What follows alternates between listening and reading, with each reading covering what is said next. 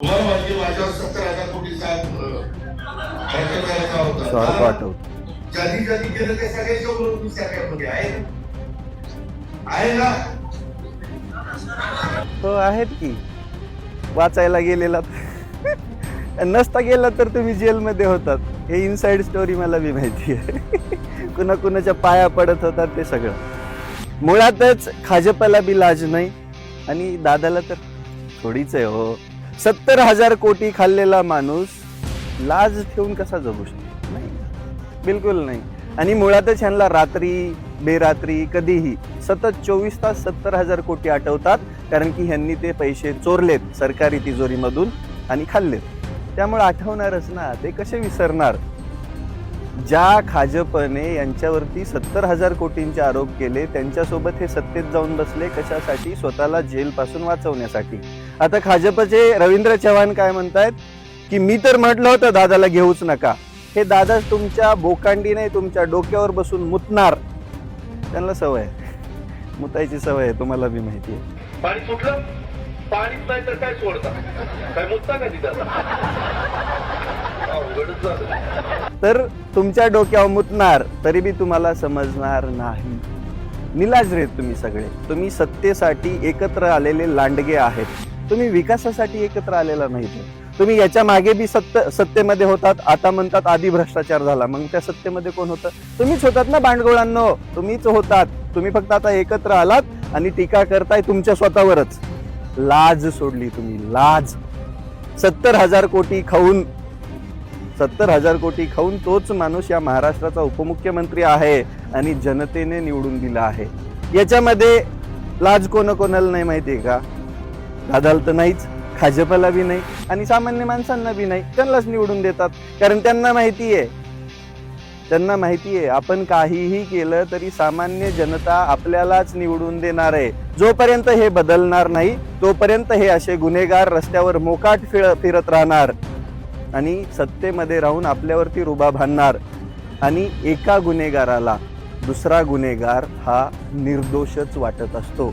गुन्हेगार हा नेहमी गुन्हेगाराचं समर्थनच करतो. हे यातून दिसून येतं. दादांनी गुन्हेगारांना तिकीट दिलेत आणि वरतून म्हणतायत की नुसते आरोप झालेत, तर ते गुन्हेगार नाहीत. असंच असतं. गुन्हेगार हा गुन्हेगारच असतो आणि त्याचं समर्थन बी एक गुन्हेगारच करतो. निलाजरे राजकारणी, भिकारचोट निलाजरे राजकारणी. तर मंडळी, हे होते रविराज साबळे. रविराज साबळे यांनी महाराष्ट्राचे उपमुख्यमंत्री आणि राष्ट्रवादी काँग्रेस पार्टीचे अध्यक्ष अजित पवार यांच्यावरती हा निशाणा साधला. तुम्ही 70,000 कोटी रुपये आणि त्या घोटाळ्यामधनं वाचण्यासाठी कसे भाजपकडे पळत गेलेले होतात आणि त्या 70,000 कोटी रुपयाची इनसाइड स्टोरी मला माहीत असल्याचं रविराज साबळे यावेळेस म्हणतात.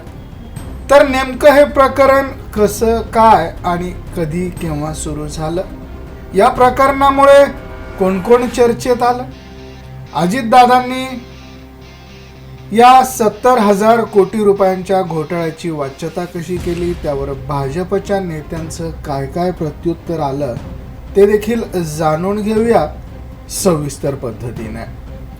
70,000 कोटीच्या घोटाळ्याची आठवण त्यांना भाजपच्याच मंडळींकडनं केली जाऊ लागली.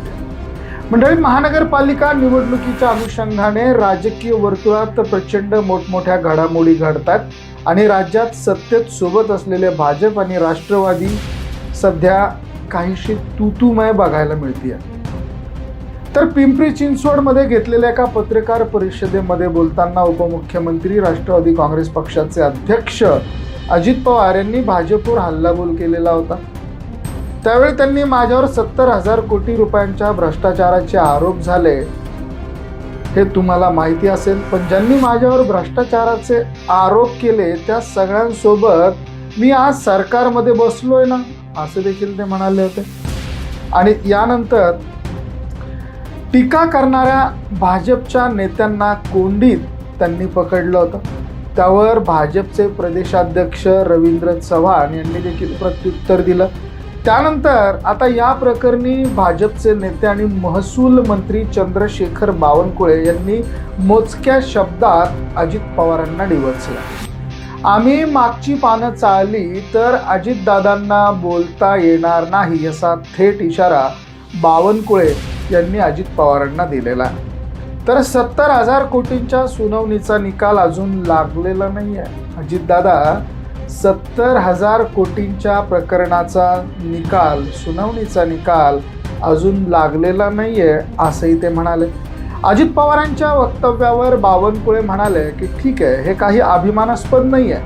न्यायालयात सुनावणी सुरू आहे, त्याचा काय निकाल येईल त्यावर आपण पुढे जाऊ. शेवटी केस विचाराधीन आहे हे मात्र नक्की. अजून निकाल लागलेला नाही आहे. अजितदादा प्रगल्भ नेते आहेत. एवढ्या छोट्या निवडणुकीसाठी या बाबी बाहेर काढणं आणि एका महानगरपालिकेसाठी महायुतीत मनभेद निर्माण करू नये हे योग्य नाही असा सल्ला देखील बावनकुळेंनी अजितदादांना दिला. अजितदादा याचा विचार नक्कीच करतील. बोलता खूप येईल, मात्र ही ती वेळ नाही असं देखील चंद्रशेखर बावनकुळे यांनी म्हटलेलं आहे. तर मंडळी, आम्ही मागची पानं पलटली तर काय होईल असा देखील इशारा चंद्रशेखर बावनकुळे यांनी दिला. पुढे चंद्रशेखर बावनकुळे म्हणाले की अजितदादांना सल्ला देण्या इतका मोठा मी नाही आहे. महायुतीत मनभेद आणि मतभेद निर्माण होईल असं कृपया कोणी बोलू नये. आणि महायुती समन्वय बैठकीत ते तसं ठरलं देखील होतं.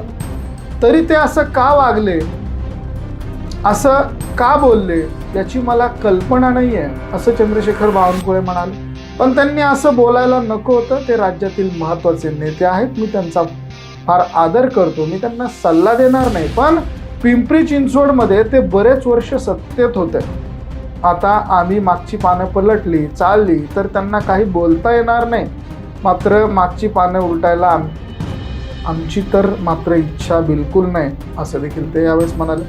त्यामुळे अजितदादांनी समन्वय समितीत ठरल्याप्रमाणे वागावं असा सल्ला चंद्रशेखर बावनकुळे यांनी दिलेला. तर मंडळी, चंद्रशेखर बावनकुळे यांनी सौम्य पद्धती अजित पवारांना 70,000 कोटींची जी आठवण करून दिली आहे, त्यामुळे अजित पवार भाजप किंवा युती सोडून इतर कुठे जाणार नाही असं आम्हाला तरी वाटतं. तुम्हाला काय वाटतं? कमेंट करून अवश्य कळवा. अजित पवार या निवडणुकीनंतर शरद पवारांच्या सोबत सामील होतील का? अजित पवार आणि शरद पवार यांची राष्ट्रवादी पुन्हा एकदा एक राष्ट्रवादी होईल का? तुम्हाला काय वाटतं? किंवा ज्या महानगरपालिकामध्ये अजित पवार हे भाजपच्या विरोधात लढतात त्या महानगरपालिका अजित पवार जिंकतील का? तुमची प्रतिक्रिया, तुमची मतं ही कमेंटमध्ये अवश्य नोंद करा. त्या कमेंट्स घेऊन आम्ही निश्चितच एक नवीन व्हिडिओ या विषयावरती बनवू. मंडळी, हा व्हिडिओ तुम्हाला कसा वाटला कमेंट करून अवश्य कळवा. आवडला असेल शेअर जरूर करा. बघत राहा मराठी एक्सप्रेस. धन्यवाद.